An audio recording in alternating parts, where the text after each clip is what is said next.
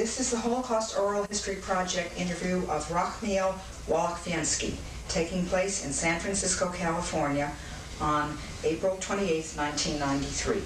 My name is Sylvia Prosian.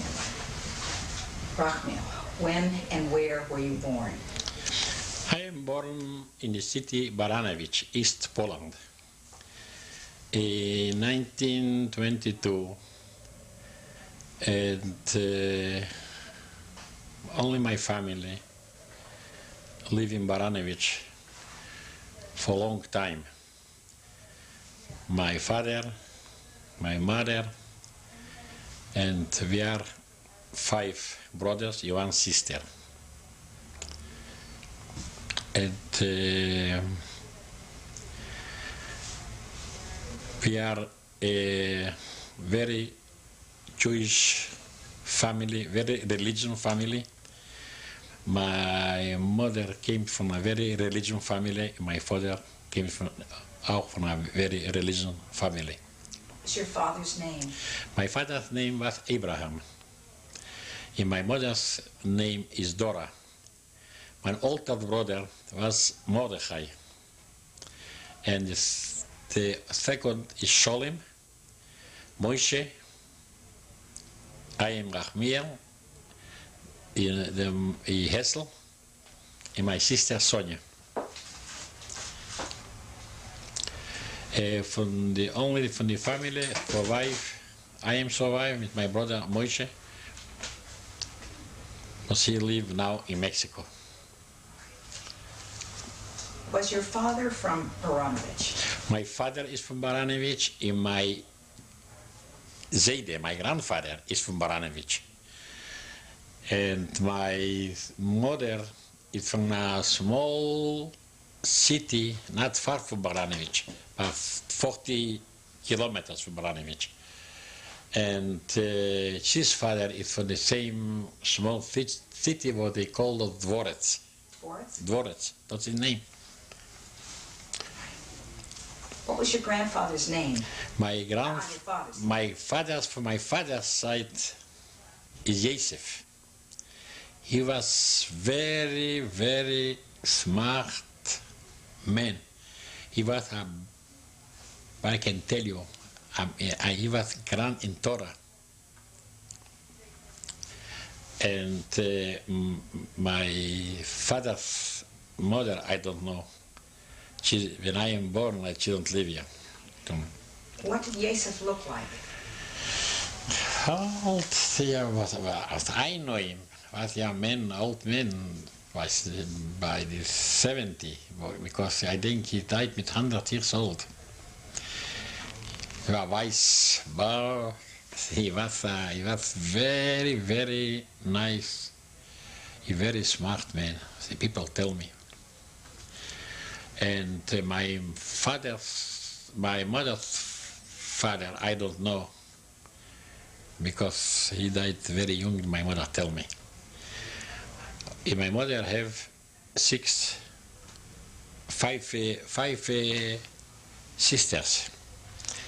And my father, what I know, have 3 brothers and 3 sisters. It was very big family, very big family. Can you, do you know remember the names of your father's brothers and sisters? Yeah, my father's brother he left Poland or Russia in this time. My father was old 1 year. That he Mr. Wallach in New York, Frank Wallach. The other brother is Yankel. His name was Yankel. He died in Mexico.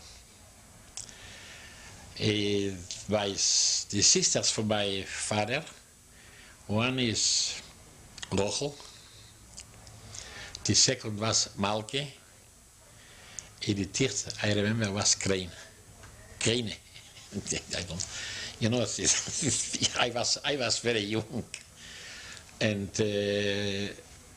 that's what I know from my father's side, the family, and from my mother's. From my mother's, the sisters is one live in Paris, the name is Rochel. The husband was a rabbi. The second sister was Danche. She lived in Liverpool. I don't know his name. For his house system, I don't know. And in the small village where my mother is born, she has three sisters. One is Hane. The other is Funke. And Heike. Those as I remember. She's just 50, 60 years ago. That's it. That is my family from the two sides. And my father have a lot of cousins. My mother have a lot of cousins. The family is very, very big. I don't know everybody. But I know the names because in my city, where I am born, Wolochwianskis, were many Wolochwianskis. Everybody was family. But I don't know exactly the names from the people. Who lived in the same village as you in Baranovich, of the aunts and uncles? In Baranovich live no more. For my father live Kreine and Rochel, the two sisters. The Malke lived in Slonim. That is a city not far from Baranovich, by 50 kilometers. Slonim, the name is Slonim. That is the two sisters. For my mother's side, is in Dvorets, where my mother is born, live Heike and Hane. And in Jettel live Frunke. A small village not far from Baranovich. That is completely the family.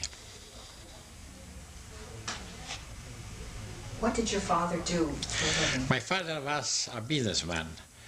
He was very successful, a very smart businessman. His business, the most, is supply for the army products. My father was in the army. I don't know if he was in the First War. That was he, not my mother. And we have a very nice, good life. That was us problem, because my father don't want left Poland to go other country, because he lived good in Poland. And he lived good in Baranovich. His father lived in Baranovich. That's his city. He liked the shul, the rabbi. That's his. Yeah, man was he got 3 times in a day to pray in the shul. I go with him only time. We have a very kosher house, and he like his home, his family. I think that's the problem, was he never go out. Except when he was in the army. No, he was in the army when he was a young boy. When he came from the army, when he married my mother was very young. My mother married with 17 years, I think. He was 22 years old. And, you know, from time to time, my mother tells me stories. Can you remember these stories? The story was because my father was in the army. And my mother's father was supply for the army products in this time. When he came to see in the office, when he met my father, he said to my father, when you finish the army, came in this small village, what they call Dvorets. I have 6 girls, beautiful girls. He came after when he finished the army, he came and he met my mother. They married. What did your mother look like? For me, beautiful.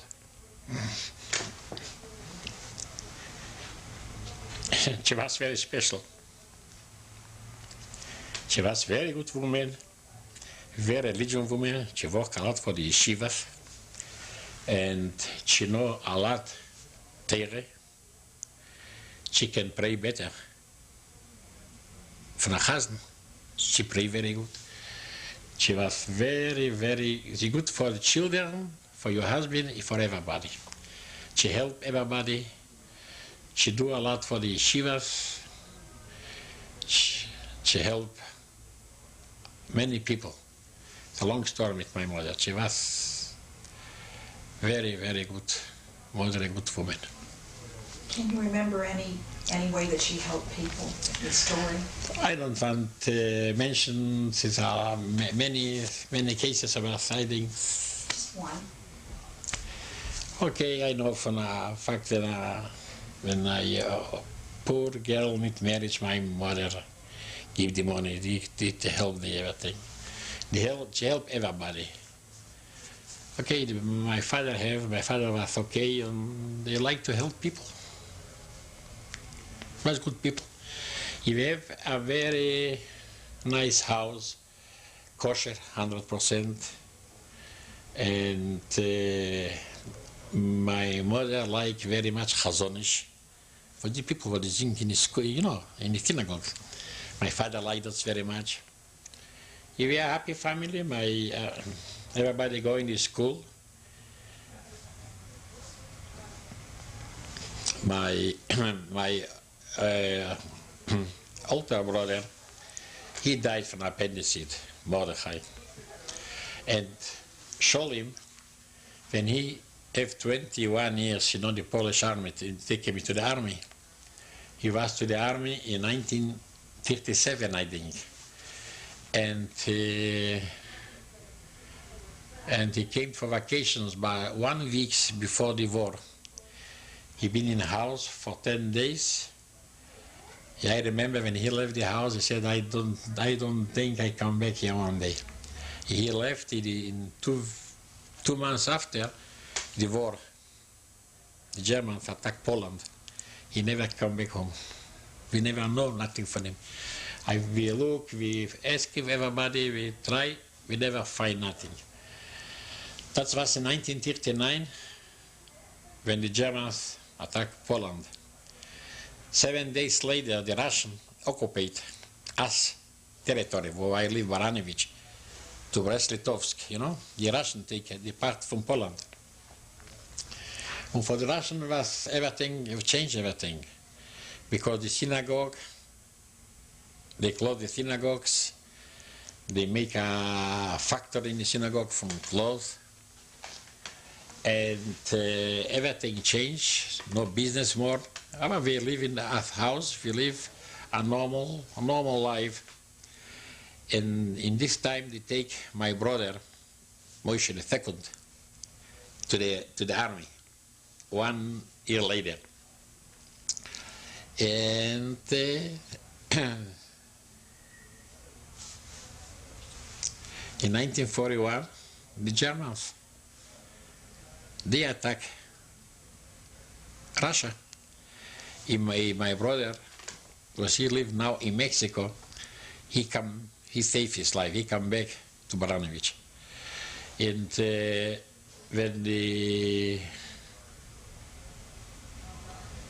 in 41, when the Germans attacked us, Russia,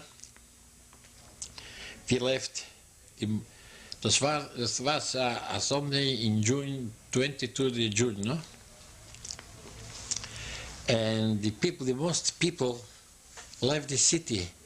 They left to Russia. They left to West. They left to Russia to save stuff, because everybody, most people know it's not so good when the Germans came, the situation for Jewish people.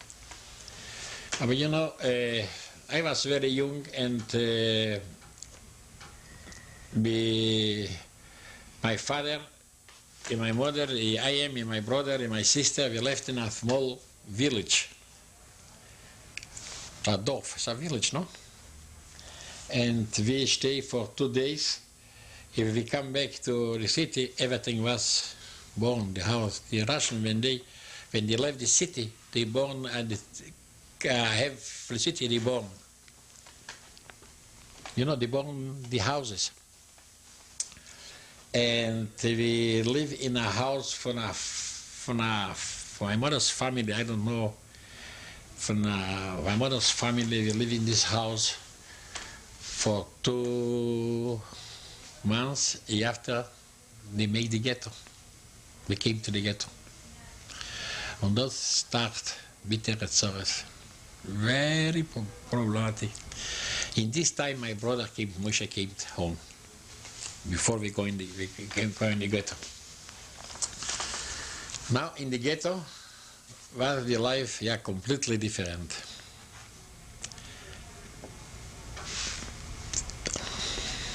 Can you speak in English? Yes. Wenn wir dann gekommen in Ghetto, hat man schon gesehen, der Problem, die wird sein sehr größer, weil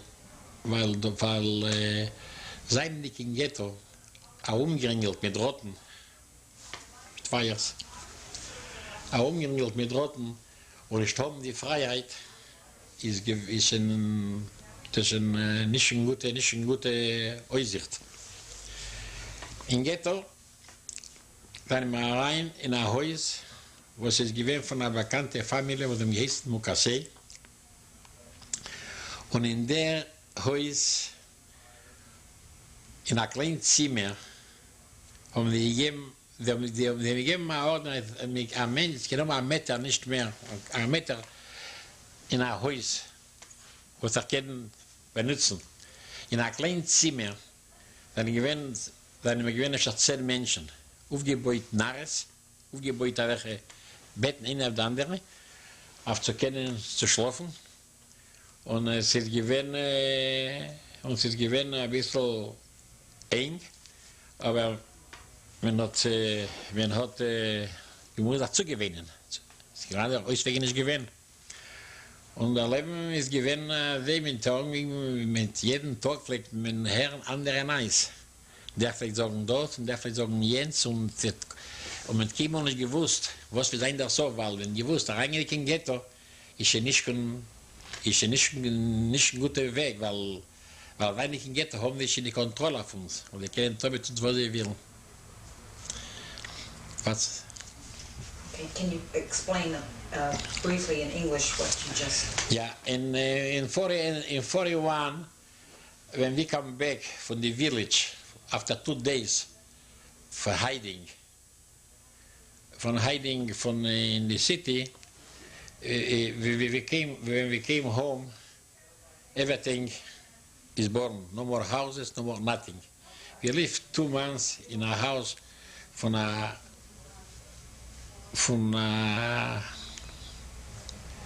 family, was we know it's a Jewish family. And after the 2 months, we went to the ghetto. We opened the ghetto, yeah. When we came to the ghetto, it was not so good, because when you live in the ghetto, you live though in a jail, because you have the virus, you don't have the liberty, you can go outside, you stay inside. In this house where we live in the ghetto, in a small room, was 10 people, 5 us, 5 other people, and was very, very, very sadly. We have little problems in ghetto, because we don't do nothing. And so go the life a little, everything, you know, the people tell stories, women, they one said that, the other said different, because we don't know nothing. What's the future here? And they make Jewish police in the ghetto, and they take from time to time people to working outside for the ghetto. And das was, I don't know how long, they make the first Schritte, we call that the first wo sie ausgehandelt, die Menschen. Weil wenn die machst, die first time when they kill the people. They made us exactly a day after Purim. They look only time for special holidays, Jewish holidays, to make the problems. And as I remember, in this day, they came, the Litviners, you know, the Litvins. They came a day in the ghetto, with the Gestapo, with the SS, with white Russian police. And they, I see, and it was in the morning, everybody was nervous, the people don't know to go, because they said everybody needs to go to the door from the ghetto. They came everybody to the door. And I said, I don't go to the door, I see my mother and my sister no more in this time. And I said today, go, we build under the floor, we build a hiding. We call it a schon. We call it, you know, into the floor, we build to a tunnel to hide him. And my mother go to the tunnel, and I don't know what's. I said, I know a place where I can go outside from the ghetto. The wires, the was a small mill, no, a mill. You know what a mill? It was a house wo they was a small house was outside for the ghetto. A safe house outside? Yeah, outside for the ghetto. But this place, the police, I never see police in this place. It's from this place, in this place I escape. I open the wires and I escape outside from the city, outside from the ghetto. You know? I think better I tell you this in Yiddish. Okay. Es ist gewesen, wenn wir reingekommen in Ghetto, in der Ghetto geworden sehr nervös, die Menschen sind geworden nervös, gelaufen hin und zurück, die haben nicht gewusst, woher zu gehen, was zu tun. Und wenn die gesagt haben, da gehen alle zum Teer. Aber gehen alle zum Teer und dort, wenn sie nehmen auf Arbeit, ständig abgenacht, ständig gegangen mit verschiedenen Druck zu bringen, die Menschen. Habe ich gesehen, meine Mutter und meine Schwester, habe ich gedacht, sie sollen gehen, wir behalten sich in den Untergrund, in dem Tunnel, wo man Gebäude, in die Häuser, ich bin Gebäude, heißt das Schon, wo man behalten sich, hinter dem Pol. Da habe ich gesagt, oh gut, ich habe ein Haus, ist nicht weit von der Haus, wo man gewohnt, ich bin ein Mehl, was macht Mehl. Ein kleiner Mehl, was macht Mehl, Gräupen. Ist dort, die Polizei nicht gewesen, als sie geguckt in dem Platz. Von dort bin ich heraus, zwischen den Drotten, bin ich heraus, bin ich weg in die Stadt. Aber auch mit dem Zeichen, die Juden, bin ich weg in die Stadt. Aber da behalten in der Stadt, in einem Haus, wo ein angebranntes Haus. Ich habe gedacht, ein angebranntes Haus wird keiner nicht klären, dort und da mit sein. Und auf die habe ich übergelebt die Nacht. Und auf morgen bin ich gegangen suchen in der Stadt, zu wissen, was kommt vor im Ghetto. Er hat sich aufgehoben, das Tier, wo es wie eine Familie, wo wir gehabt haben, heute nicht weit von der Mark, ich bin ein Stepper, Wolochwianski geheißen. Und er hat mir reingenommen, er hat aufgemacht, das Tier, mir reingenommen zu ihm in Haus. Wir gewesen dort noch einen Tag und dann noch geworden still, dann sind wir weg, alle im Ghetto. Ist von jemals da in der Ghetto noch existiert, in demselben Platz, wie sie gewesen früher. Und dann haben sie umgebracht, ich weiß nicht, wie viele Tausende umgebracht. Wo die Mutter hat sehr gewöhnt, weil die Mutter hier nicht umgekommen. Aber hier bin ich gekommen, die waren ein bisschen stiller und wir haben verloren die Schwestern. verloren. Weil jetzt verloren die Schwester, a vorher sie kommen in dem selben Moment und gesagt hat, dort ein Erlebnis, ein Schein, ein Erlebnis zu haben 7 Kinder, weil ihr Mann hat gearbeitet, verstellt, dem ich geben ein Stückchen Papier. Und die Leute, die Papier ist gut, die Deutschen wollen ja gar nicht tun, weil dort ein Permit, hat ein Stückchen Papier für ihr mit 7 Kindern. Und meine Schwester ist rein zwischen den 7 Kindern. Und wenn dann die kommen auf den Platz, die geschrieben rechts und links. Der war einer auf rechts, geblieben leben, auf links, die umgebracht. Und meine Schwester, wie die Frau, weg auf links. Und sie ist umgekommen. No, ich bin gekommen zurück in Ghetto, zu gehen, das wäre noch der erste Schritt, noch der ersten Fall.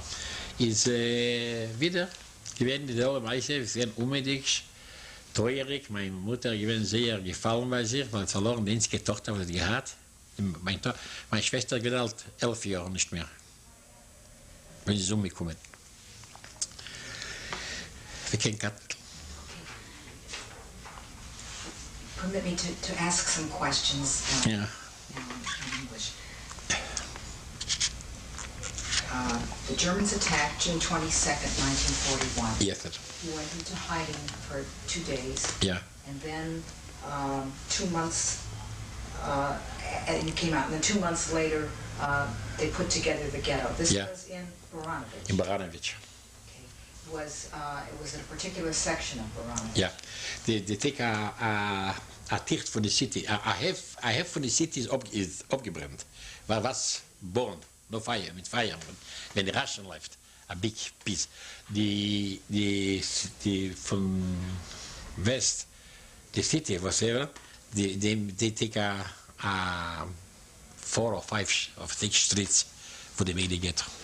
So this was probably in August or September? In September, more or less. Okay, and how large was the room that you stayed? There were 10 people, your family, and who were the other? Other family, I don't know who the people, I don't remember the people. Was a mother with 2 daughters, I don't know, 2 people more. Was a very small room, 10 people, you know, they give us a meter quadrat for a person. When the room have 10 meters, quadrat is for 10 people. They build, you know, they build the beds in yeah, nobody told us.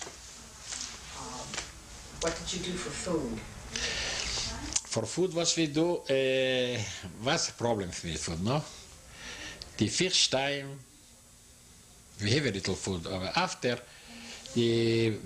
because I go outside to working from the ghetto, my brother go outside, and from time to time we bring a little bread. We don't have too much food. We have problems with food. We don't have too many food here. What food did you have? Potatoes, bread. That's what we can find. You know, Baranovich is not far. Around Baranovich you have many villages. The people came from the villages. They bring potatoes. They sell bread. People have money. They buy. It was very complicated. I can tell you exactly. This is so long time. I know we don't have too many food. People go special looking for working outside to have a little food. What work did you do? Pardon? What work did you do? when they take us to work to clean the street, one time they take us in a big building to clean the building. I work with a electricist. I help him to do the electricity to put in the building. They call it the Ogniskos. It was a big theater for the Polish, for the time for the Polish or for the Russian. And the most people, they clean the street, they clean inside. We were children, we were teenagers. What job they can give us? After when that is finished, they take us they take us other place. They came in ghetto. They take slaves. They said they did 20, 15, 20, or how much children. They take them outside to working. They never give to eat nothing. They didn't give. No, nothing. They give to eat nothing. And if you find what, or you don't find it, you have hungry. You come it hungry, you come it hungry. Who took you out? That's the Germans. Germans, or they send the vice Russian police. The first time you have a small paper, you can go by yourself. The first 6 months. After they came to pick up, we can go by ourselves. That's very different. After 6, 8 months, everything changed. Was there a reason it changed? I don't know, because they don't trust, or they don't have confidence, or the people want to escape. I don't know. After that was the first time. Everything in 1942. They start to kill us.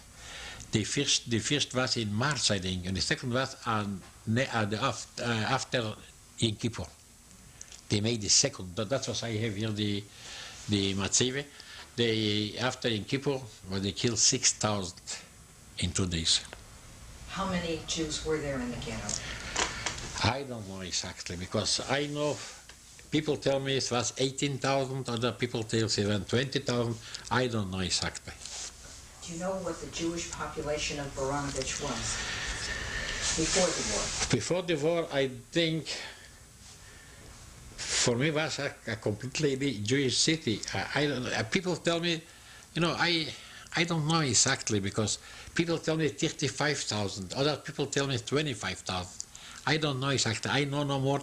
Baranovich was completely Jewish city, because you have in other 2 blocks a synagogue, you have Hebrew schools, you have yeshivas.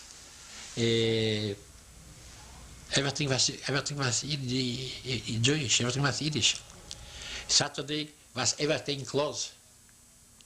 Nothing open Saturday. How many people was exactly? I don't know. Let's talk a little bit more about Baranovich before the war, okay? Did you know any non-Jewish people? Do you know any people who were Gentiles, who weren't Jewish? No, yeah, we have the Gentiles, we have Polish people, white Russian people live in the city, and the Polish people are anti-Semitic people. They hate the Jewish people. And many people, I think, most people don't have contact with the Gentiles. They don't have too much connection with the people. Everything was in the city. The commercial was Jewish stores. They make business between Jewish people. What did the city look like? It was a very modern, beautiful city. Very beautiful city, because the Polish government make a big radio station, because they don't want, because this is not far from the Russian border was, they don't want the people listen to Russian commercials, Russian propaganda, no? And they make a big radio station, and was very a commercial city, was a new city, everything beautiful, very clean, very beautiful city. What did your house look like? I don't know, the house, the houses is from wood, not from bricks. It was a beautiful, I like very much my house, beautiful house. Did you share a bedroom with your brothers? Yeah. How many bedrooms? How many were you in one room? 2 beds with my brother. So you had several bedrooms? Oh yeah. Oh, a big house, never a big house. A big house, a beautiful house, very elegant, very nice. Did your mother enjoy cooking? Yeah, she was very good cook. She was very good cook. And she take very much care of the children. She like us to have in the schools, to have in the yeshivas, to the religious studies. She take a special teacher for me of Yiddish. I am very good in Yiddish, Jewish literature. I start with 3 years. She sent me to the school, to Yeshivat Theodore. That's a school from Chassidim. You know, the Chassidim religion school. And I think I start to pray before I write, before I read, before I can read. Because the Chassidim, they pray 3 times in a day. And I've been in this school for five years, I think. From 3 to 8 or to 9 years old. And where I pray, very good music, where I learn Chumash, Tanakh. My education is very in Jewish life. I like Jewish life, I like Yiddish language. That's the language that we use in home. And everything, we live a very nice, happy, normal life. After this school, after the 5 years, did you have any other school? I went to the Tarbut, the Hebrew school. We have a Tarbut, I've been for 2 years, we call it Misilevsky's school. Was a special school. In this school they learn Yiddish and Hebrew. I've been in Tarbut, and from Tarbut I went to the gymnasium. We have a Epstein's gymnasium, a Hebrew gymnasium, Polish Hebrew gymnasium. I went to the gymnasium because my mother think she like us better to have in yeshiva, so we don't can go in yeshiva, she sent us in this school. And we studied, we live a normal, very nice life. What kinds of things did you learn in gymnasium? In gymnasium we learned history, geography, Polish, who take German, who take French. Gymnasium is a high school. And I don't finish the high school because came the war. I mean, I went in the night school in the Russian kid. I got for 2 years. In the gymnasium you have the high school. You learn everything. Did you have a favorite subject? What I like is history a lot. Before I liked today history. What history did you learn? Modern, ancient, Jewish? I like the Jewish history. I like the modern history. I learned the international history. The Russian Revolution, the French Revolution. What's going on?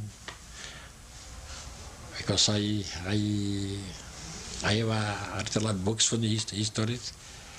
Today I have a lot films, I have a lot tapes.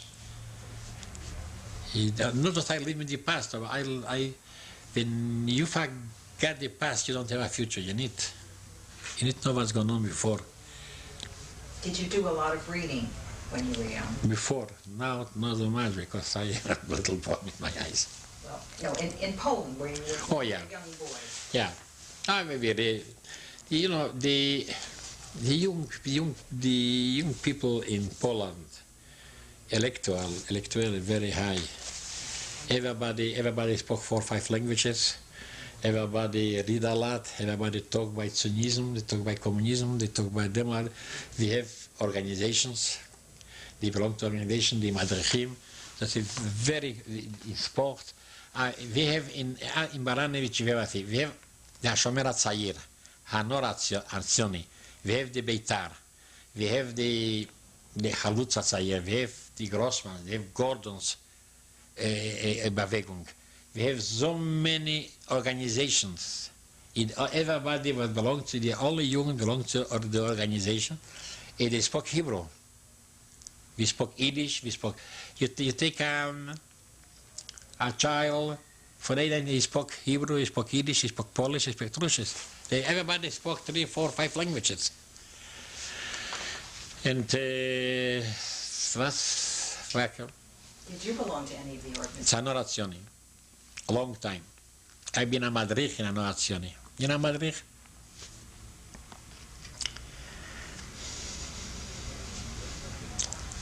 He was give instructions. A madrich is, what do you call this? The chief. The head. Yeah. I've been in the organization. I belong to Maccabi. When I am 30, 14 years, I play very good soccer. I play professional soccer in Germany after the war. I like football. You call us football. This is soccer here. I play Maccabi.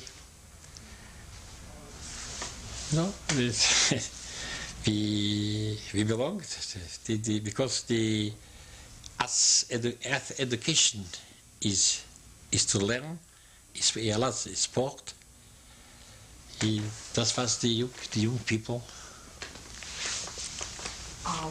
When you were growing up, what did you think you would do when you got older? What kind of thing? I don't know. I never. When I went to the school, I think I finished already school. I don't know what. I look for a profession or to go to business. I think because I think I believe. I think my future was in business. My father was a businessman. Seide was in business. All of my family was in business. Well, I don't know. You know. They said in Yiddish, a Mensch tracht und Gott lacht. You think Gott kommt everything. I don't know what I think in this time. I tell you, it's 50, 55 years ago. It's a long time, yeah. You're remembering very well. I remember everything about it. You know, the problem is because after the war, when I am busy in sport, in business, I forgot a little my past. Now, when I am retired for 15 years, I go sleeping, I wake up with these problems. I remember everything, I miss everything, I miss my family. I can't believe that is true, the history. I can take people, young people, children, thousands to kill them in the street. The killing in ghetto the street, that's terrible, what they do with us. Nobody said nothing. You know the history better for me. You know the St. Louis ship came to America. They don't tell me. One ship came to in this time to Palestine. They don't take the people. The people know in the ghettos. The people know nobody helped us. Nobody came to help us. Nobody had interest in us. Das was very teuer in the situation. That was the second time. The third time, that was incredible, yeah. They make 3 times. The first after Purim, the second after Yom Kippur, and the third time they make in December 1942. They made us, I think the 9 or the 10 December. My boy is born in the same day when my father is dead. I have 2 girls and 1 boy. And my boy is born December 9. I think it's the same day when they killed my father. In the second time, I lost my mother. If for the second time to the third time, from November to December, the 2 months, we've been they make the ghetto smaller. They make a lot smaller the ghetto, no? And I live with my father, with my brother, and the youngest brother, what I show you the photo of, they take it, to call the Cheva, it's a concentration camp, where they kill him, Allah, in a year later. And they. This was Hessel? Hessel, yeah. In the 2 months, we don't have. We was was incredible, was we lost as mother. My father was noch a young man. He was so, for what I can tell you, so sadly, so he don't take an interest in nothing to live, because he lost the daughter, he lost the vibe. You know, in the same, if you been in a ghetto, in the same, they made it smaller the ghetto. They make smaller the ghetto for the third time, because they don't have so many people. They kill you about 10,000 in the two times they made, no? And das was in December, and one morning, I think December 9 or 10, the white Russian police came inside with the Gestapo. They called everybody to the door with the doors. That was the end. That was the start in reign von Juden, completely. No more ghetto, to kill everybody, yeah. And I came by the door with my father, with my brother, Moshe, was he lived in Mexico. And I said today, listen to me, I don't like that. This is very bad, that's the end. I said, we try to escape. You can escape outside the ghetto, you are in the ghetto. And we go back inside in the ghetto. I see a tunnel, an open tunnel by a house. I said, come, we go in this tunnel, because the people think the tunnel is open, nobody's here. You know the people make a tunnel so, under the floor, the house. If we go inside, we've been all day, in the night, in this tunnel. Nobody touched us because the tunnel is from the street open. And in the morning, the white Russian police, they look for people, they catch people in the ghetto, they kill in the ghetto. And they look for to people for escape. And one from the white Russian police, they murders, they worship for the Germans. The white Russian police, the police from the white Russian police, no?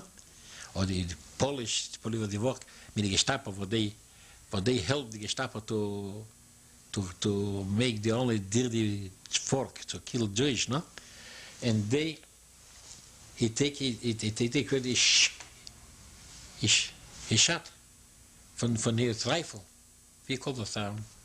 Bayonet? No. He shot from they have rifles. He shot the barrel? Yeah. Put the barrel someplace? Schießt. I think the film was all right, say it in Yiddish, that's okay. Wir waren gegangen und gesucht Menschen auf Österreicher, was ich meine, das Ende von der Ghetto, das Ende. Und was ist gewesen, ist, wir waren gegangen vorbei dem Tunnel und hat geschossen vom Bix. Und ich traf meinen Vater in der Hand. Die Keule, der war auch wieder mit alles in der Hand.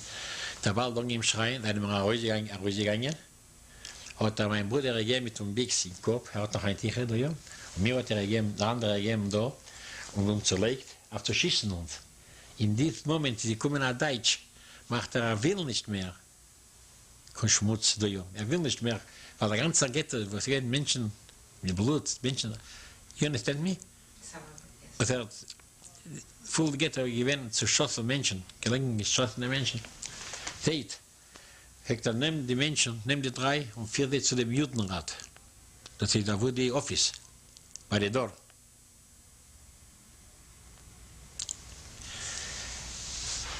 Und wir nehmen uns und setzen uns weg bei der Judenrat, und sie gebracht uns, zerlegt auf den Pol. Ich gewinne, ich habe 15 Menschen gewinnt. Ich gewinne, uwegklebende Dochten. You understand? I think das ist... say as much as you want in Yiddish about this, then I will ask questions. That's okay. They take us, my father and my brother and me, and they put us in wo the Judenland, wo the office was. When we came, they don't want shut us, wo they catch us, because they don't want more make problems in the ghetto, because there are too many dead people in the ghetto. You understand? Too many people they kill you. Where the people they catch, where the people hiding, they find the people, they kill the people of the same place. They want to kill us. A German man came, a policeman from the Gestapo said, I don't want more people killed in the street. Take the people to the Judenrat. They say, with the office by the door. They bring us, they take us here. When we came, I see many people here. Many people of the floor. You need to look about on the floor. And my father was here, have that. And He had been shot in the arm? no, shot in the arm. He was shot in the arm. They go out. He was bleeding. Bleeding. He was with very fever, very high fever. And everything was, he said, I want a Kaddish, I want, try to save your life, he said to me. Because and really so, everybody. And the problem was, and my brother was with a big, open here the head, they open up, they give me. And I said to me, nothing not good. And in this moment, the most people, or the people that they have on the floor, by the office from the Judenrat, the people one cry, one, you know. And in this moment came a truck. He said, I don't take now the people, I take them later. I want to take now, finish it from the ghetto. They kill the people, they steal everything from what they can take from the ghetto, no? And I say, this truck is killed with gas. They put gas in the truck. You know, they have the gas cameras. I said to my brother, that is not good. I don't want that so. I said, look, open door here from the office. I tried to escape. When I make the short, the story not the short, I make it short. Please, don't make it short. In this time, a man came with a horse, with a big, you know, they have horses with a buggy, a wagon. They take the dead people of the wagons. From the only people what licked of the floor, but 20 people, they said, I am more or less completely, you want me more. He said, go help the people to push the people of the wagon.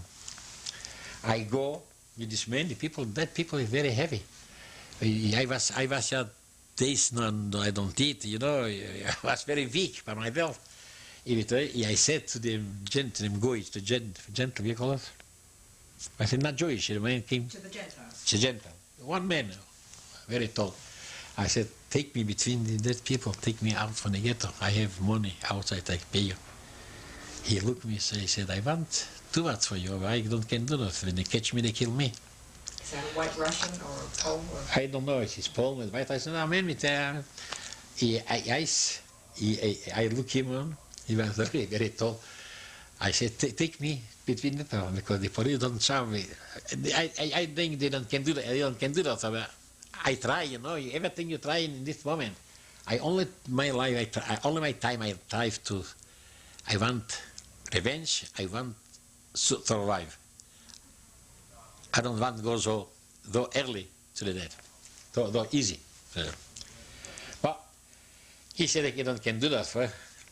And when I come back with the people, the police go with the police. They go with the rifles, where they take care of us. No. I say the door is open. I said to my brother, look, the door is open. I want better he kill me in the back. I don't want to go in the truck where they have the gas. in this moment, I see they got smoking cigarettes. Between they came together. I was very rapid. So I go inside in the house, and I find a hole in the floor. Is there a mouse? I come onto the floor. I come to the floor. They go. They say, you know, they say, yeah, I have a chance here. Not to take you in this truck for the kill you in the truck in 1 hour. I've been under the floor. By 2 minutes, 5 minutes, I see my brother came. He said, I see you. He escaped. And we stay to the night, under the floor. You know? The truck take the people, they killed everybody. There were 20 people, was Dr. Bussel, I remember in this place, one girl was with me in the gymnasium. They cried. It was terrible, terrible, terrible. And I've been with my brother under the floor. I said to him, he was so weak, he blood addicted. Moisho, he's in Mexico today. I said to him, possibly we have a chance to go out from the ghetto. I am not sure about it. I tried as best. Because when we go out to the ghetto, we go in the forest, to the partisans. He said today, he don't believe that. He said, I don't believe us today. What we do, we escape. And what's going on? 11 o'clock in the night, that was. By 11, that was 12 o'clock in the day, we came under the floor. By 11 o'clock in the night, we want to go outside. They push wood of the hole with nails. They close the hole. No. I go, I said, it was dark, it was very dark. You went to the floor. And I said to my brother, you know, I don't can find the hole to go out. I said, they put nails. We need put job. Possibly we find a nail. But they push the foot from up to down. If we are done, I said, we take it out. I cut my finger with a nail. I said, that's in the hole here. That's what they put nails with the wood to close us. They know, the police know we escape under the floor, but they don't cannot take out. It's a big, very big house. You know, they don't can find us. They know we escape. And I push my finger there, I call the wood out, you come out. We go out. It was 11 o'clock at the night, was in the ghetto, many dead people in the streets, terrible. And I don't know, I can go out to the ghetto. The wires have electricity. Police go all the time patrolling. And people there, I don't know, but most people, everybody dead. In the street, many people. I came in, I go in the first house, in the second house, I see a man, amazing. He lives in New York today, Isaac Wegelstein. And I said to him, I said, oh, Isaac. He said, yeah. I said, Isaac, I saved my brother. My brother has this problem. He said, I said, what you can do? He said, we try. What? I said, we try. I want to escape from the ghetto. He said, it's impossible. I said, everything is possible. We try that. Okay, to make sure the story, I said, I have idea. We go in this side from the ghetto. I talk to the police. I tell them I have money. Give me a chance to go out, I give you the money. I know they don't do that. I know they open fire of us. But when they open fire here, we escape from the other side. We try to escape. So, the ghetto was so, no? I go in this side, and I said to the police, I said this 4 or 5 police with a machine gun. I said, let us go outside. Let me go outside. Y I pay you. I have a lot of money outside. Entonces he said, because I understand, I mean, no? And they open fire of us. Open a fire.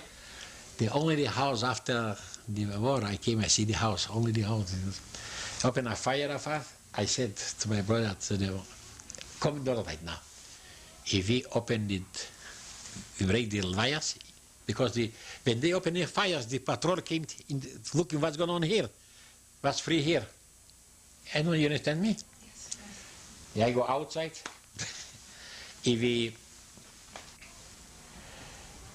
When we are outside from the ghetto, we went in a place with a factory for oil. Oil was we eat. They call it Olearnia. Isaac, a friend was not with us, he worked in this place. I said, Isaac, we can escape here for a short time. He said, we go in a tank from the oil, but the tank is empty for a long time. They don't have oil in the tank. You know what a tank is? A big tank? No air in the tank. It was Sunday in the night. Because from Saturday in the night to Sunday night, we've been in another place. Escape one day, one night, one day. So other place, Bill was, he not. From this place, it was very dangerous because people work in this place. On an open place. We go, he said, better we go to the factory for the oil. That's in the city, about half a mile from the ghetto.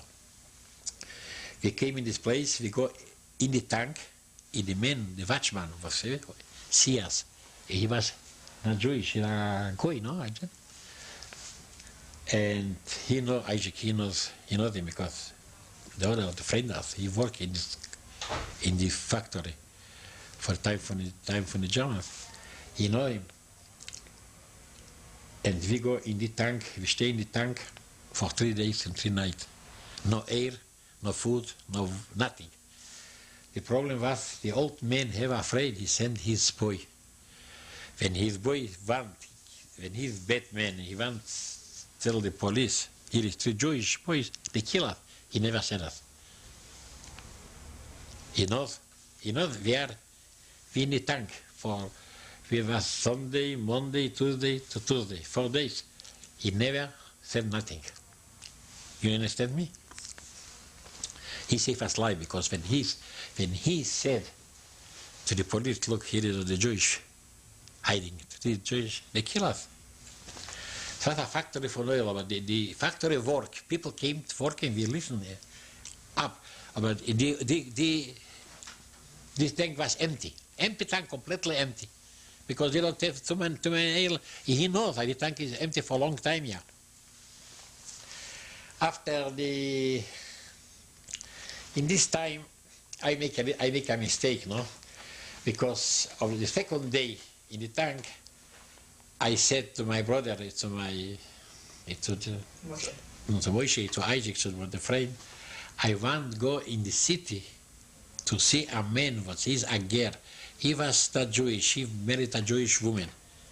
He converted for Jewish, no? He was outside the ghetto. The end the people kill him, the German, kill him with all of the family. But this time he was outside from the ghetto. He was never in the ghetto. And I want to ask him who is partisans, or he was a bread, so what? It was 10 o'clock in the night. Nobody going there. All of the houses is born, you know, everything is empty. I go to see him, I talk to him, he said to me, he knows people sell parts of in the forest, he don't know exactly nothing. He give me a small bread, and in this moment, a girl, Papi, the police came. He said, come on, put where the police, they kill you. I said, no, before you came in the house, they have a field, they have other small, where they have the calves. I said, here I stay, they come in the house. They came in the house, but 5 policemen, 5 Russian police. I go out, I came to the time because das war so risky, they catch me. I don't know, I'm lucky. It's not why I'm smart, I'm lucky. Lucky in everything. I came, I tell the story there, he doesn't know nothing, I have a problem, I don't go more in the city, we need to go outside. I know people talk, the forest is this, in these places we go. I said, Thursday, a mark day, the people came to the mark, the villages. When they go out 6, 7 o'clock, it's a little, it was in December, yeah. It was in, I think, 18 or 19 in December. It was a little snow, yeah, it was cold this time. Yeah, I said today, we need to go out. We stay here 3, 4 days more, out. They kill us, they catch us. And they do that, we get out. He find one gun no more. I just gave one revolver, one gun, and we take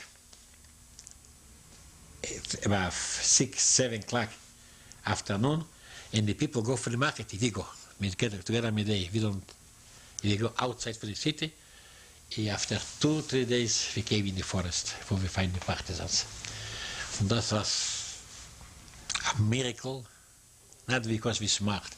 We no more cat wonders if we're lucky. Because more people smarter than us and possible they know more than us. They don't can say we save us life. That is incredible. We are the last trip from the ghetto was we save us life. That's the history. I don't know you understand me completely. I'll ask you a few more questions. Yeah. After the White Russians caught you and your father and your brother in the tunnel, they shot you. They shot in the tunnel. They shot in my father's hand. When it come here, go out, it's open here, you know, it's special bullets. That's it, special bullets. And my father was very in high fever, very, very sick, only blood in here. When they take us to the front, to the door, with the office in the Judenrat, he was half dead, yeah. And everything what he said, I want a Kaddish, try to save your life. Yeah, I don't know. When I talk with my brother for this story, he don't like to talk a lot from the past. He said, if it is possible that we save us life. Incredible, incredible. You know, you can escape when you leave door and they stay with the rifles of you. You can escape that. We escape, I don't know, what. So at the time you escaped into that underground, yeah, your father was already dead, or you didn't know? I don't know. Possible he lived now. But he couldn't move. He don't can move here. And your brother's head wound, was it still? Bloody, it's terrible. I cut my shirt. Yeah, and he said, I am very weak. I know he likes smoking. He smoked today a lot. I take a little papers from my packet. He mix it up. I said, that's a smoke. Oh, I feel better. He didn't smoke nothing. He did. You know, he was. I think he had fever a lot. He have the head today. So today people, doctors, they cut. This time nothing, and they give me the rifle here. Yes, you were shot. I have pain all in my life here in the bone. And were you bleeding? No, I'm not bleeding. No more. They give me some. It was. I remember. They so murders. They so terrible people. The White Russians. They worship for the Gestapo. Worship for the Germans. They kill us. They hit the people. They hit them before they died. No words for the people. I don't want to. So that's animals. I don't want to kill them because they're not people. They're garbage. The White Russian, the police, the White Russian police, when they worked with the Gestapo, the Germans, but they was the killers. The Germans give they to kill them. They was as enemies. And many Polish people, about the more they divide Russia, where they live in, not far from my city, from the small villages, they work with the police to kill the Jewish people. You were then in this underground, in this tunnel for about 12 hours. Under the floor? Under the floor. Under the floor, I can tell you exactly. We went by 12 o'clock afternoon. We came out by 11 o'clock, by 12 hours. And nobody saw you, oh, they saw you go in. They knew they know they know we left because they know how many people I don't know. I don't know. Or I don't know what. Or they I know they saw. I don't know what's going on. Why they close the hole with wood? Because they know we escape in this place. That's what I think. They know that. And how did Isaac Finkelstein stay alive? He tell me he was hiding in a place. They don't find him. They find other people in a place. They don't find him. And he, in the night, he go out, he stay in the house, he pray. They don't find everybody the first 2 days. They kill the people in 3 or 4 or 5 days, but most people was hiding in other tunnels. Then you went to this person's home, and you hid where the cows were when the Germans came, when the police came. You went to someone's home, the person who converted to Judaism. Oh yeah, that girl. What was his name? I don't know. Okay. And then the police were coming, and you hid in the... The people tell me the police coming to him to drink schnapps with him, because they hear vodka. I don't know what's going on. When I am in ghetto, I listen when the people talk from this man, because his wife is Jewish. He's converted Jewish, but he live outside from the ghetto. He's a friend with the police. That's what they tell me. What I know from him. I never met him before, and I know he helped a lot Jewish people. When I am in the factory from the oil, I went to see him, what he can tell me, who I can escape outside for the city. But he don't know nothing. He's a nice man. In this moment, as I came, this was by 10 o'clock in the night, the police came in his house. When I been in the door from his house, I remember a Jewish girl was under his bed, came out and she asked me, "Oh, where you go?" I said, "You don't know. She's the daughter from Mr. Holtzman. I know the girl. I know his father. They have a coffee shop." And she said to me, I said, "You want to go with us? We don't know. We are 3 hiding. We look to a place." In this moment, a girl, I think his daughter, said, "Papi, the police came." She came, the girl came in, the Holtzman, the girl, she came under the bed. And I said to him, "Don't worry, I don't want to go in your house, because when they open the door, I stay under the door. It's dark, they don't have too much electricity. They have a alarm, you know." And when they came in the house, you close the door, they don't see me. I am lucky because they don't have nobody outside. The police, nobody. I left. And you went back? I went back, yeah. And that was Tuesday. Wednesday, we in the tank. Tuesday, I said, "No more, out. We go out." During this time, did you have water? Nothing. Okay, I have time. We have time. 5, 6, 7 days, no bread, no water, nothing. But I don't know. Today I don't have 2, 3 days water. We have problems. In this time, you don't have nothing, because also you have in your head to survive, to do what you don't. I don't. What I don't understand. Never in the people have so much hunger in the ghetto. They never talk about food. People never mention food. I am hungry, or I don't have food. Never. People never complain nothing. It's incredible. And we are okay, we don't have before nothing. It was Friday, Saturday, Sunday, Monday, Tuesday, we have a little bread. And Tuesday, we came in the first village out from the city, yeah. The people give us milk, bread. Oh, the people in the villages, you have different people, no? One is enemy, the other help you, it's very different. What I can tell you, my friends, it's too long story, it's too long time. I am very tired from that, yeah. I have very bad young life. The 3 years, that is from 1941 to 1945. In the partisans was not easy. We survived a miracle in the partisans. We have bad times in the partisans, in different groups, because you're Jewish.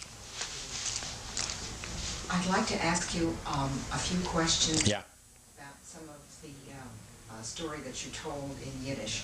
Going back to the day before Purim, when they decided to kill some Jews. How did, this is when they told you all to appear at a certain gate? No, they never said nothing. They came after Purim in the morning, past 6 o'clock in the morning, and they put police inside, outside, and they had everybody did present to the door. We don't know what is for to killing or to take for working, we don't know nothing. The people came to the door, thousands of people, to the door from the ghetto, no? They have a big door, no? We go, and they put right, left, left, right. Right to live, left to death. I escape. I don't been of this place. My brother Moshe he went with my father's sister Rochel. She was a divorced woman, a young woman. And she said to the policeman, to the German, "That's my husband." He said, "No, he's a young boy, you're older. You go to the left, and my brother right." My brother Moshe was in Mexico. And that's everything what they tell me. I never been in these places when they make right and left. I only 3 times I escaped 3 times. Where at this day after Purim, where were your mother and father? My mother and my father was in the bunker. Did they survive? And your sister? No, that's the problem. My sister, my mother said, "Come with us in the bunker." If you come to a woman, but she lived in the same house. She said she have a permit for 7 children. Because his husband is a carpenter, he worked, I don't know who he worked. They call it a shine, a permit, she can live. I don't know what was permitted. And my sister said to the mother, "I go with the people because she have a permit." The permit was nothing, it was a small paper, so it was nothing. And they killed my sister. When she escaped, when she go in bunker, with my father and mother, she in this time, she survived. At Purim? Purim. I lost in Purim my sister, I lost my brothers, my father's sister. In my sister. And the second time, I lost my mother. And this was the day after Yom Kippur, or Yom Kippur when? My mother after Yom Kippur. Exactly the day after Yom Kippur. The day after? After Yom Kippur, in the morning. Did they ask everybody to come to the gate again? Yeah, they asked everybody to come to the gate, and my mother said, I said to the mother, "Go in the bunker with my father." She said, "No, I am tired. I don't want to live more." The owner from the house, the woman, her name is Hane, very nice woman. A good friend of my mother. He said, come we go. We kill the killer. They left to the death by yourself. She don't want to live more, my mother. She said, that's it, the end. It's very hard to understand in this moment, this time what's going on in ghetto. When you lose the daughter, when you lose the children, when everything is sadly, everything is terrible, the people talk every day from death, on death, on death, on death, on death. The people tired here. She said, okay, no more. I never believe I survive. I never believe I am today with you. I never believe I have one family and 3 children. I never believed that. God give me that. A miracle. Very happy because I survive. What I can tell you. After your sister died, did your mother? After my sister, my mother was nervous, was completely. What I can tell you, though. What do you call this? She changed. Changed completely. Gefallen bij zich. In English they said Depressed? Depressed. So depressed, incredible. She loved so much the girl. She had 5 boys, 1 girl. Only time she wanted to have a girl. And my sister was 11 years, beautiful, blonde, blue eyes, beautiful, beautiful girl. She looked always 15 years. A krasavitsa, beautiful, beautiful. I have a small picture with from England, what she sent me, was I go with me all my life I had that. That's in my that's when she's 4 or 5 years old. Beautiful. Hold it out.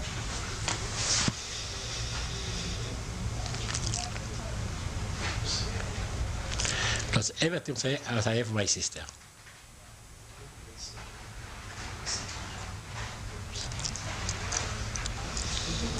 Yeah, we'll do it later. Okay, wait.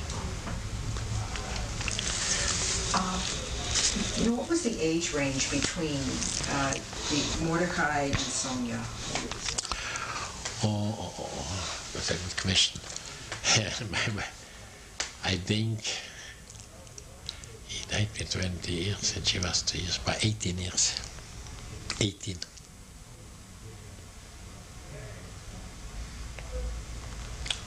And how did your father react to Sonia's death? I don't know. He remembers he believed in God. Yeah, I think what he denkt, when God take from him.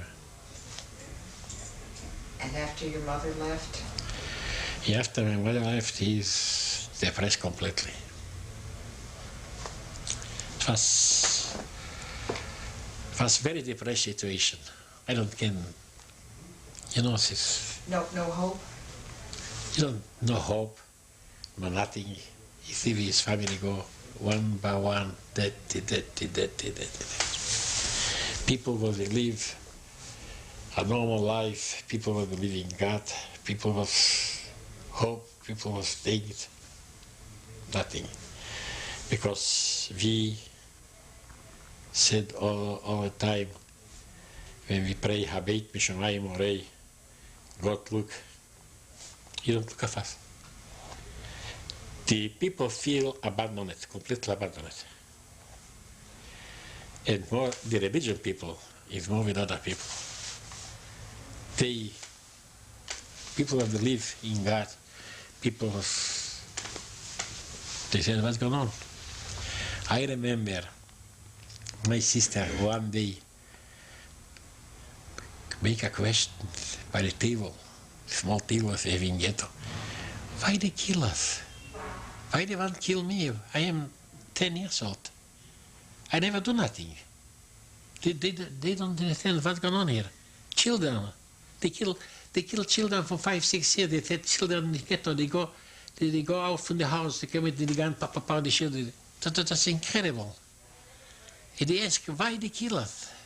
My sister, why they kill? Why they kill us? What I do? What you know from politics? Today, they tell me a story, the white Russian police and the Lithuania, where they live in the United States, they make you an interview in Miami from the Litviners, from the murders, what they live today, they most live in the United States here. And they said, we don't kill Jews, we kill communists. My sister was a communist, she was 10 years old. But my father was a communist. They murders, cheap. That's incredible, the people. And the most from the people that live in the United States, they held they to escape. Nazis, I don't want to talk about politics. We don't have friends. We have enemies.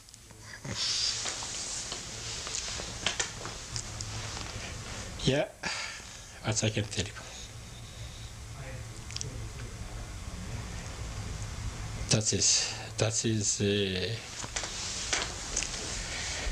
history, completely history. May I ask you a few more questions? Yes. What about the cousins or aunts or uncles who lived in Baranovich? Were they in the ghetto? Did any of them escape? I don't know from nothing. They've been in the. For my family, no more. We one cousin. She escaped to Russia. She came back with the children. The one, the daughter lived in Israel. The boy lived in Mexico. And she died in Mexico. The most, the sister, everybody, nobody live. Everybody's out. The family, the only family was survive from us big family. I with my brother, and one cousin, they said in Russia live. One cousin was come back from Russia. She died. She passed away in Mexico. That's everything. Everybody go. We don't know nobody. Okay, my family is safest life in Paris, in England. They live.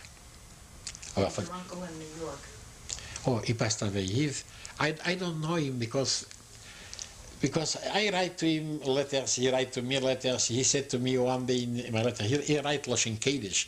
He's a man who spoke 14 languages. He write books.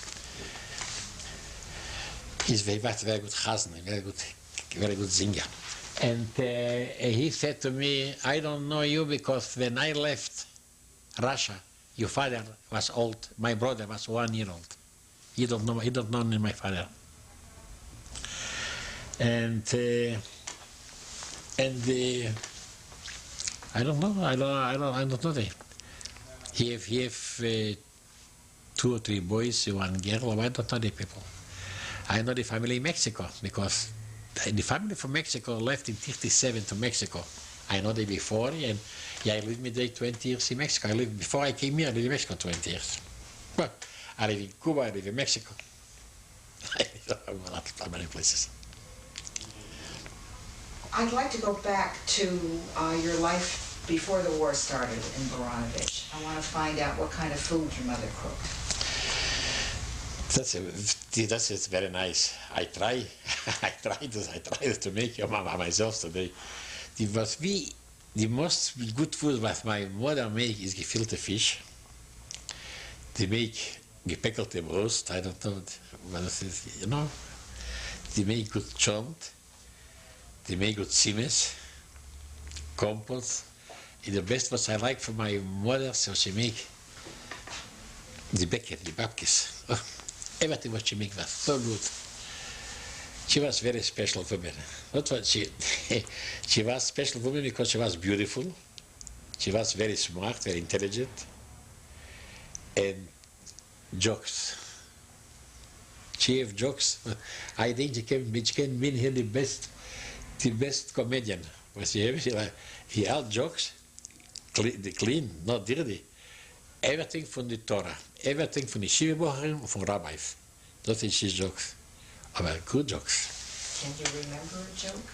Oh, I remember a lot. I don't know. She was very special. Everybody who knows my mother, because I live in Havana, one man, whatever a small business, he told me, he been in that house. In my house, you know, in the yeshivas, the boys from the yeshivas, they eat days in Poland. You know that? The yeshiva, the people, the students from the yeshiva, they were very poor. Entonces they eat days, one day with you, one day with us, one day, in different houses. In my house, every day we have 3, 4 boys, yeshiva bocharim. My mother's life, she like it. And she make joke with it. They said one day, I remember one said, I want better you jokes than everything the food. He wants, and she was very special. This man, he tell me, love your mother, it's hard to find. For poor girls need married, she give the money, she make love. I find here, I don't want to tell you because people live here. I find one woman here, she said, I married because your mother make me the clothes. The other woman tell me another country, I've been here because your mother pay for my trip. Well, so long, that's everything, I have nothing to do. She was a good woman. She live in my heart all my life. I like my mother. She was very special. She put us in the best school. She was the best life. That's what I do today with my children. Everything was my family educated me. I do that to my family. That is my style. That's my system. I have 2 daughters and 1 boy. Beautiful girls. She's the 4th year finished in university in Davis. My other girl, the 2nd year in university. I hope she go to Berkeley or to Stanford. My boy finished high school. And my wife is American, born here. You want to see my children? Later. Yeah. Well, I want to find out about Passover. What do you remember about Passover? Passover, that was the best parties for my life. I like very much the holidays. I like Rosh Hashanah, I like Yom Kippur, I like Pesach. The best what I like is Pesach. Pesach I like it. Because the mommy make good hens, torten, very special food. And the wine is, and you know, it was interesting because Friday tonight in my house, I have a cousin from Slonim, his name is Beryl. He was a cousin.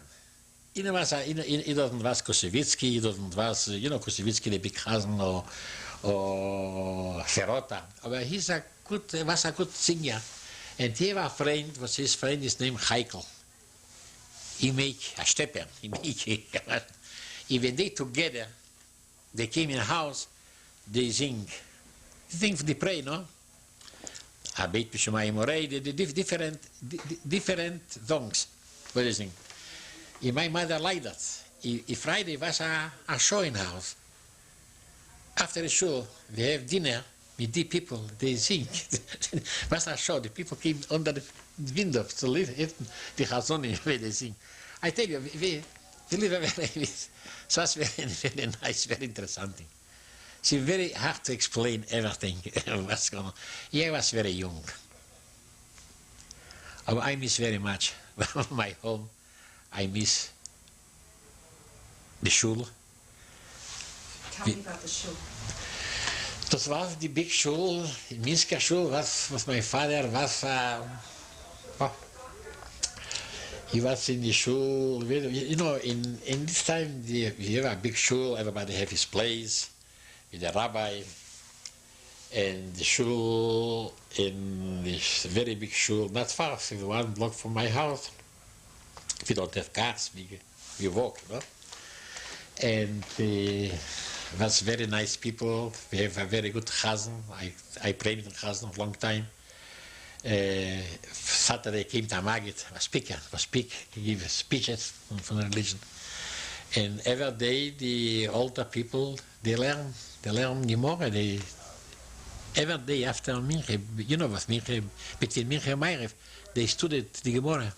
I came to the people, I am 12, 13 years old. I like that. I be with the people I like when they make discussion, you know. Dat was zijn stijl als life. Was a nice shul, and as a rabbi, he survived in Russia. Because the Russian, before the war, they take him out. There are many people they take out to Russia.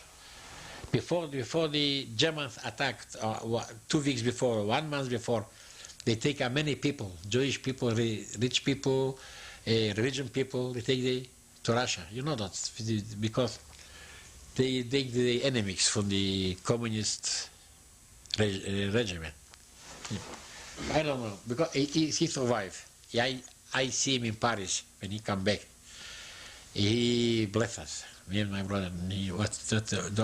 All what he said to me, though your father and mother, I don't believe more people came in this life.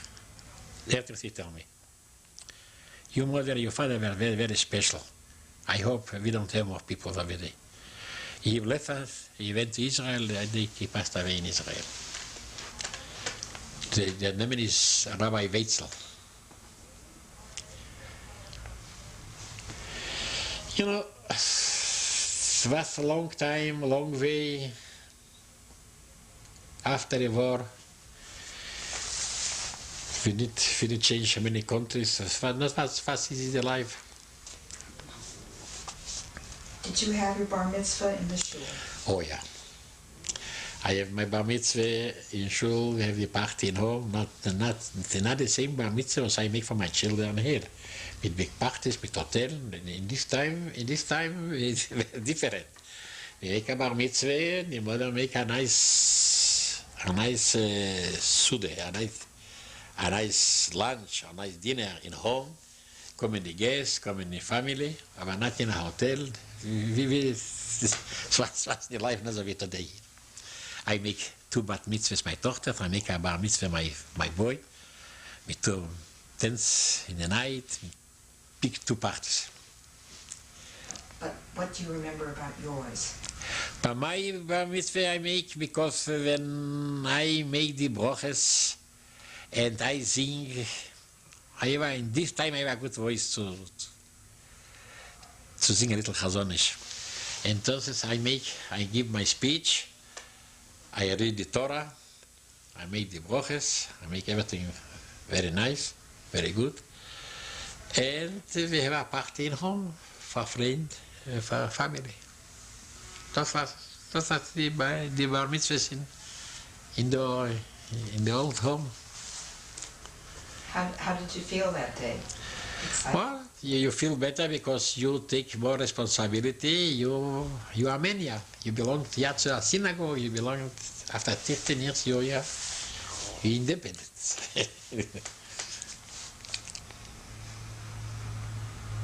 Yeah, it's a long time. What about your Passover seders? Did you have guests other than your family? Yeah. The most is with family.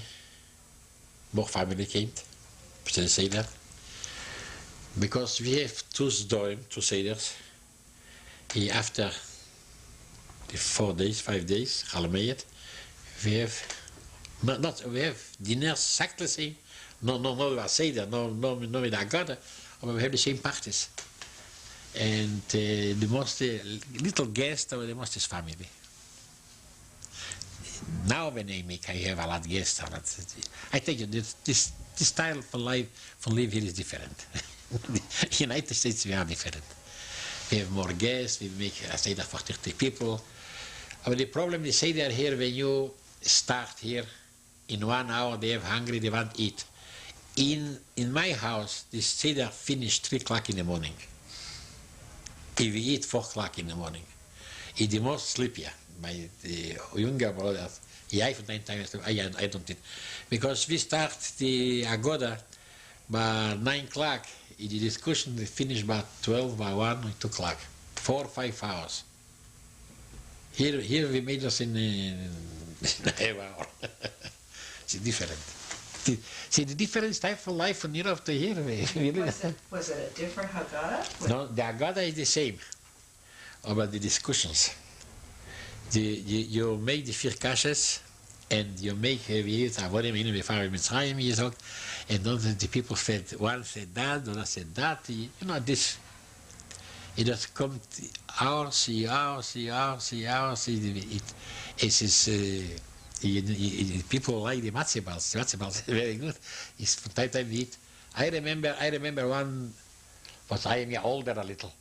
3 o'clock in the morning, we have the matzo balls and gefilte fish because they talk so much. They discuss.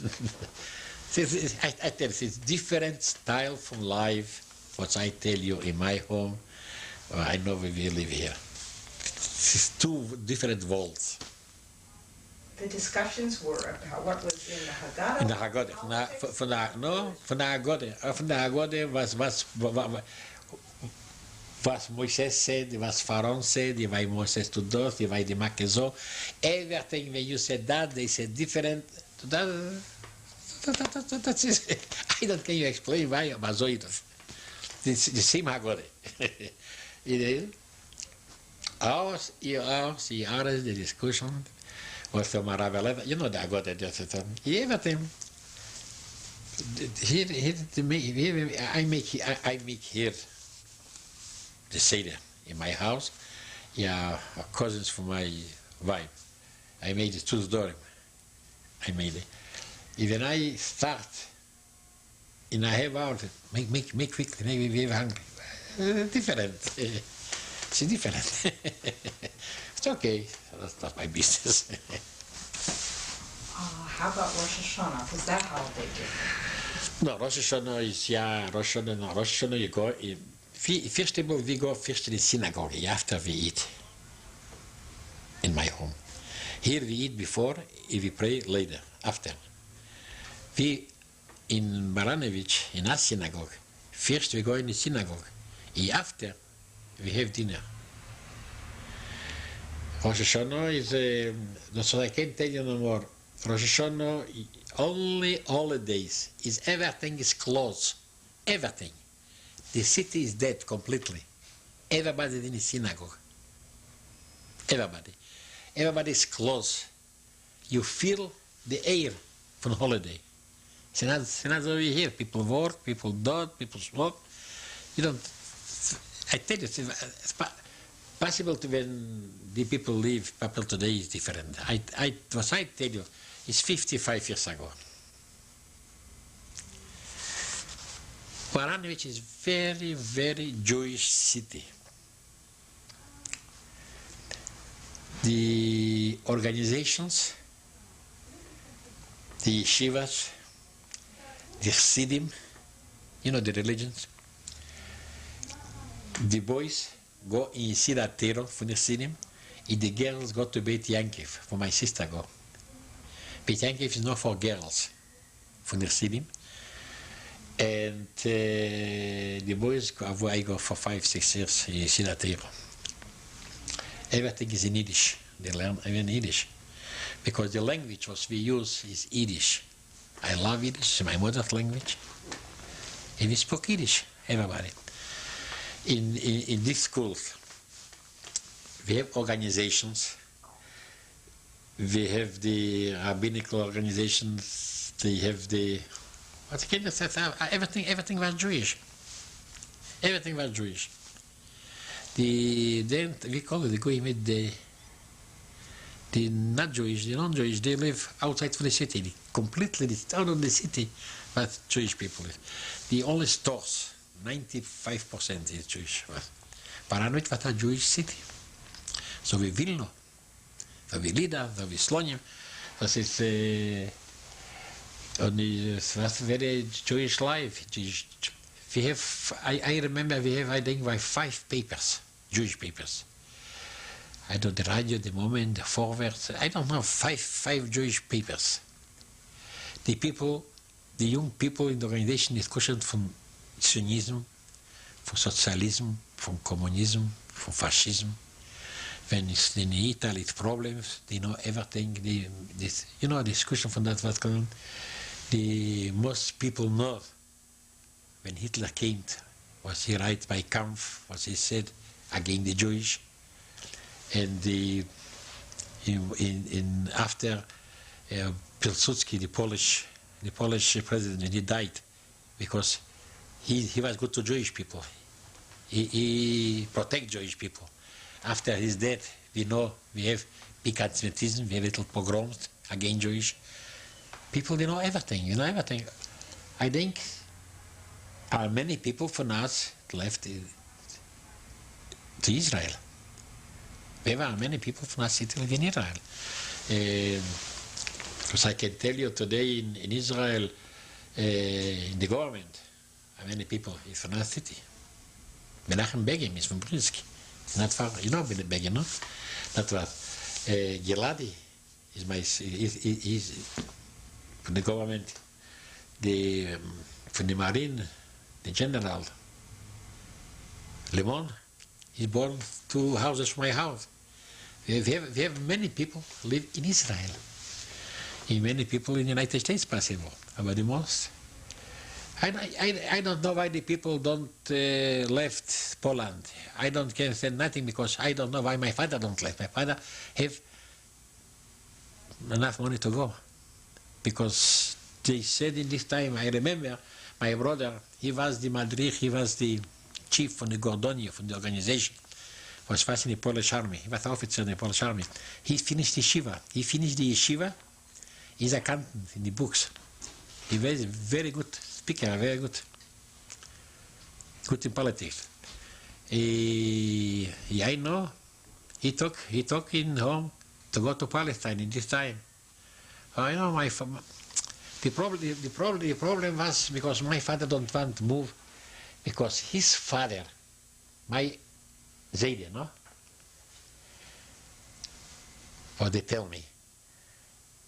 Mr. Wallach, his son, Frank Wallach in New York, take him to New York. I don't know in what time, possible 1925, 26, and I have 2, 3 years old. I think in this time. He went to New York, to America. He stayed in America for 2 months. He come back. He said to my father, "That's a Jewish land. No, the synagogue, he don't like it. The style from life, he don't like it in America." He come back to Poland. My grandfather, because he's very a religious man. It's possible the synagogue is far from his house. He don't travel Saturday. You know, for the people, it's not so good. I don't know why my father don't take the family. He left Poland. I don't know why. I don't have idea.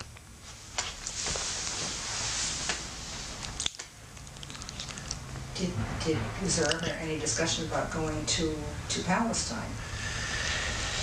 He said one day, my brother said, surely one day to my father, we can go to Palestine, we capitalist. With the money what you have, you can go to Palestine to buy a farm. I don't know what, because he knows my brother knows all the stories. And my father answered him, my father live here, my grandfather live here, I live here. That's my home. Yeah, I understand. He have this business, he have the shul, he have the rabbi, he like this life. We have a little anti-Semitism in Baranovich, but you know, when you live with 25,000-30,000 Jewish people, you feel strong by you. I think so, no? I don't know, I can't tell you, because when I see in a country with my family, when I have little problems, for anti-Semitism, from problems, I take my children and my wife, I move. I don't wait. These people, in this time, they were different. When did you begin to be aware of the threat from Hitler, the problem?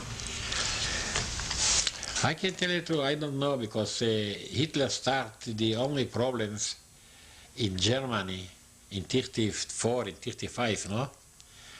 One family from Berlin came to Baranovich in a car. I remember the car, I remember the family. It was, I think in 34, 35, I am 11 or 12 years old. He had a boy, Herbert, because I play with him. This man have in a sister or a brother. They from Warsaw, but they live in Baranovich, short time. I don't know why he came to Baranovich. Oh. His brother, his wife's brother live in Baranovich. They came in the West neighbors. They tell stories what the German people do to the Jewish people in Germany. He have a jewelry store. He take a little jewelry, he take his car, the family, he came to Poland. His goal is to go to Palestine. He left to Palestine. I don't know what many people. They tell us these stories in 35, I think, or 36. After in the papers we read. And about that, never they mention what they kill people. But they make, that's what they do now. What they do the last time. And when it's in the war, many people from Poland, where the Germans occupied, they came to us. They came, they left Warsaw, they left this with the Germans, they came with the Russians, no? They tell stories how the German people very bad for the Jewish people, the German. But nobody believe they can take a ghetto, they can thousands of people kill in one day. And they thought, this is possible. Murders, real murders. The Gestapo, the Polish, the White Russian, the Lithuanian, I don't believe in nothing. They only for me the same garbage. That's what I can tell you no more. You know the story better from me. I tell you my story, but what I survive. Everybody knows the stories. Today I came here in the bar. I showed the woman here in the San Francisco Chronic. They have in the papers for the Holocaust. The road line, the line to Auschwitz. Is this in the papers? I bring you here the paper. They show you the Auschwitz, the concentration camp. And they write from the museum what they make in Washington. The people talk about it, and they tell that most people don't believe, unless it's true stories, what's passed with the past from Europe. Okay, what I can tell you more. That's the history.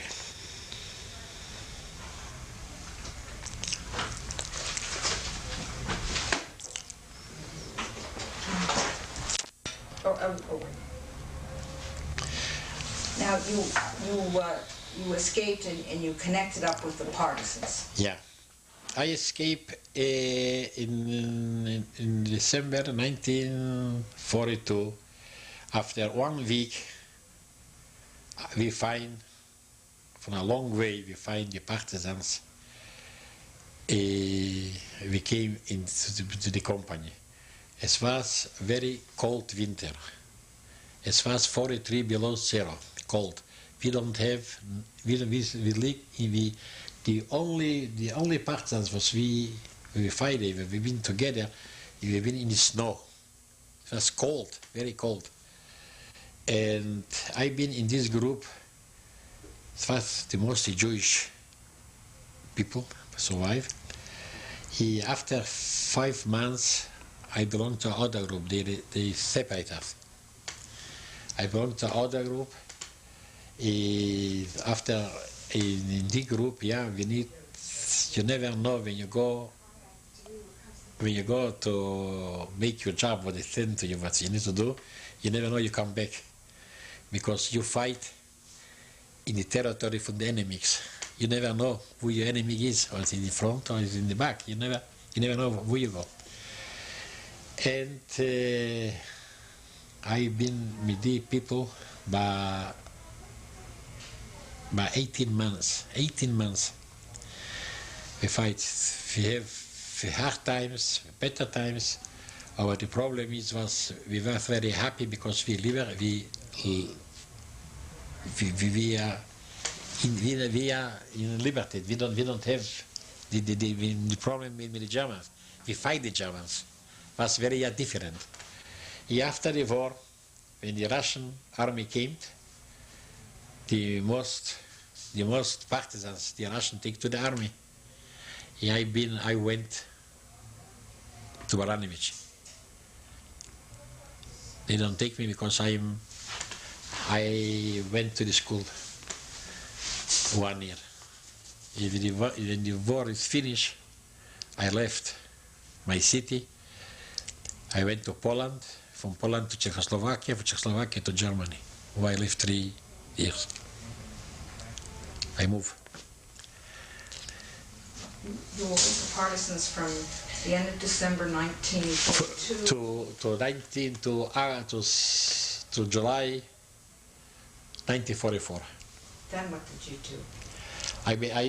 The problem is they take everybody to the army, to the Russian army. And I don't feel good because I was sick. And so they sent me to I went to my city where I'm born, Baranovich. And I went to in this time, I was present to the military committee, to the military. And they said, go to the school, you don't need to go to the army. My brother was in the army. My older brother, Moshe, he went to the army. He fight in the army to go to Berlin. He finished the war in Berlin. When the war is finished, I left Poland. I want to tell you what. Where I am born was Poland. In this time is Russia, because Russia occupied the territory in 1939. I left Russia, my city, in 39, in 45, and end the war. I came to Poland. From Poland, in this time, they say the young people, everybody go to Italy or to Germany, for not they get to Palestine. I came to Germany. And what did you do in Germany? In Germany, we made the first kibbutz called Kvutzat Geolim. I bring with me from Poland a group from 18, 20 or 22 girls and boys in this age, for my age. If we find more people in Germany, Jewish young people from the concentration camp, if we made the first kibbutz. You know what a kibbutz is? A Kvutzat. The domain is Kvutzat Geolim. Was we organized. I've been in the Kvutzat for 1 year, 1 year. I play soccer, football in a team. Was we make, the name is Apoel, a Jewish team. I live in this city from 46, 47, and 48. I left Germany to Paris. From Paris go to Cuba. In Paris I lived 8 months in my uncle's house. He survived? Eh? The people in Paris survived, your uncle? Oh, they survived. All the complete family survived. They live in Lyon. I don't know what this. They were out from Paris. They survived everybody. They hid during. They hiding. They survived everything. They were fighters. My uncle, everybody survived. I came to Paris. I've been there about 6 months. I live. From Paris, my family from Mexico bring me to Havana, Cuba. Why didn't you stay in Paris? I don't want to stay in Europe more. After the war, I said Europe no more. I want to see more. I want to see Poland, and I can see Poland in the same fire where I see my house, I see my city. That is a very anti-Semitic country. I said no more Poland. I don't want to stay more in Europe. They want I stay in Paris, my family. I said I might go to other world. I have enough with Europe. And who was it who brought you to Havana? My family from Mexico. Their names? Yeah. Their names? Yes. She's my cousin, Annie Trotner. She's very nice cousin, nice woman. I worked with her in the business for 20 years. They in the steel business. Business? Eh? What business? In the steel, the pipes business. They were healthy people. What year did you go to Cuba? In 1948. And I left Cuba in 1961 to Mexico. how long was the journey across the ocean to Cuba? How long did it take you? From French? From France. We taking more than 21 days. In Portugal, ship for Portugal, not so special. They charge a lot of money, the ship was not so good. Small ship. 21 days. And what did you think when you got to Havana? My friend, I don't know. I never make plans. I travel the world. No passport, no money, no food, no nothing. I go. Yeah, I don't have problems. I left Russia. I go to Poland, Czechoslovakia to Germany, Germany to France. I go. I live. In Havana, when I came to Havana, I worked in a factory for leather for 2 years. A landsman, give me a job. After I make my business, salesman. In Mexico, I am with my family in the business, in the steel business, a big company. My brother has the same business in Mexico. What's the name of the business? My business was the name Tubería Valve del Pacífico. Tubes y valve from Pacific. My brother's business with his partner is del norte. We spoke Spanish in home. And I am married, but 25 years ago, I'm an American girl from here, from Lafayette. And she lived 10 years with me in the United States, in Mexico.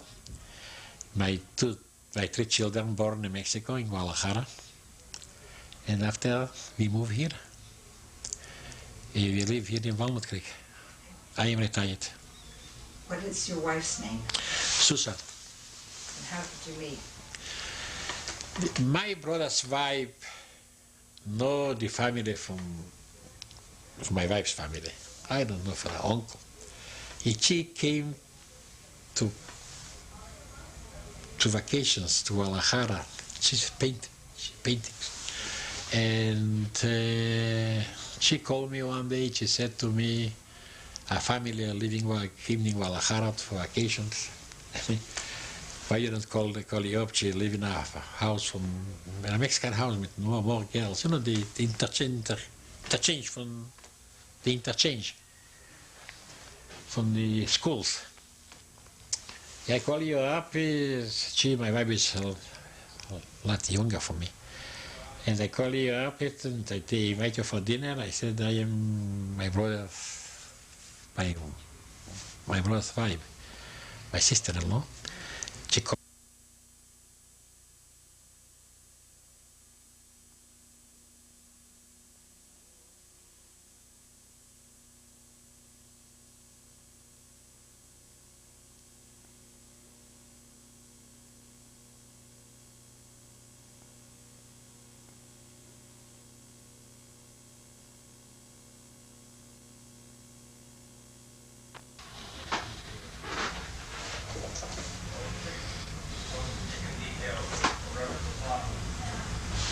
Okay.